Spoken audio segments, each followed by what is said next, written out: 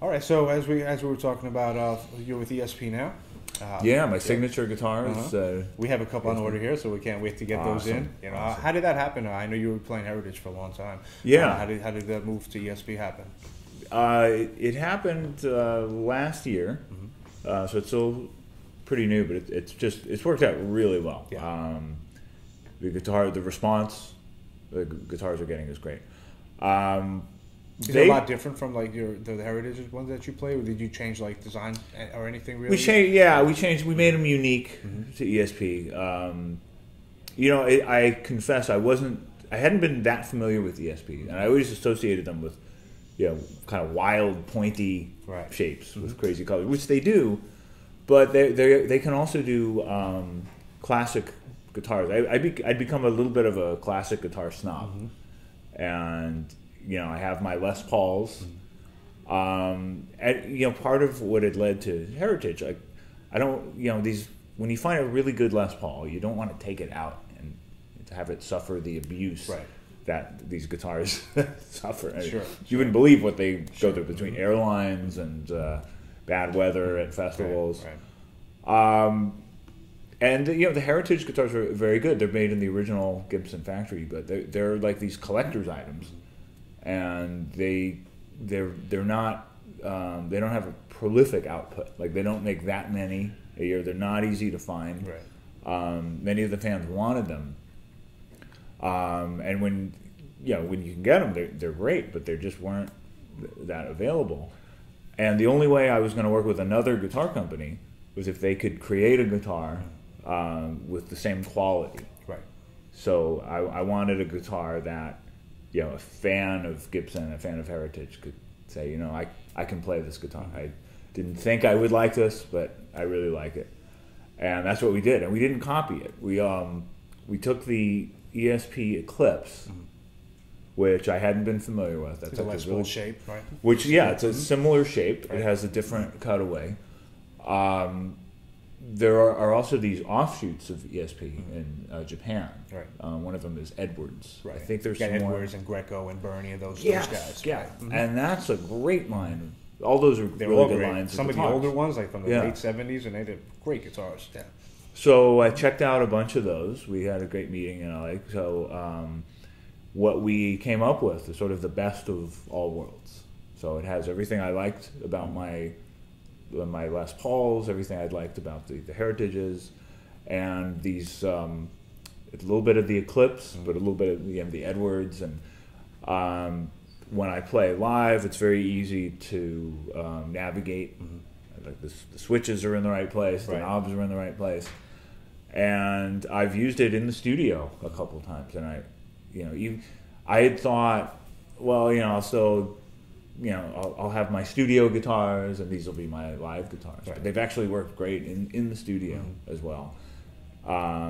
So I value them. I don't want them to get beat up as they are getting beat up. But at least I know that more are being made. There you go. And ESP has the resources to make them. And so even though, you know, there may be the quality may be the same as the other instruments, but it's really its own thing.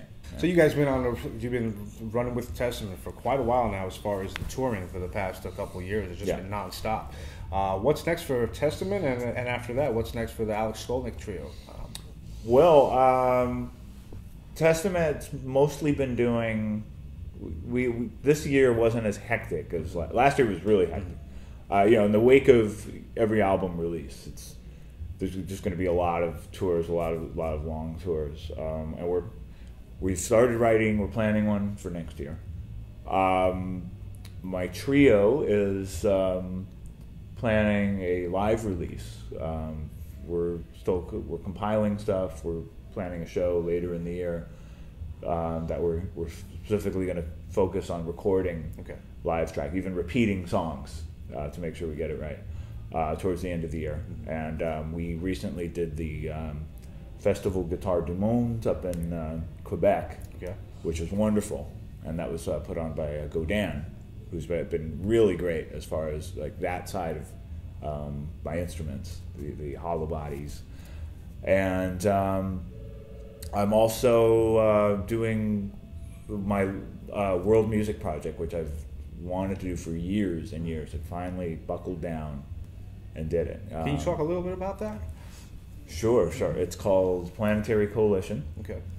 And it has 27 musicians from 5 continents.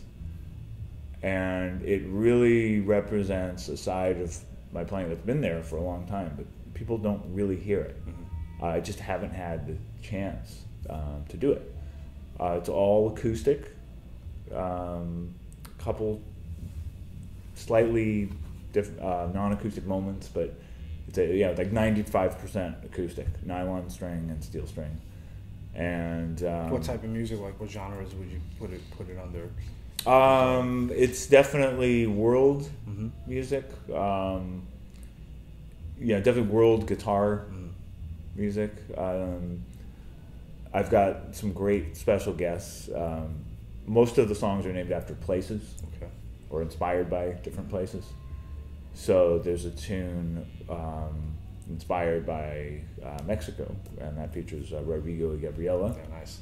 Great players, yeah, absolutely. good friends of mine. There's a tune inspired by Cuba, which features Horacio El Negro Hernandez, one of the greatest Cuban drummers. And I wrote the song with his daughter, who's a great piano player, Jennifer Hernandez.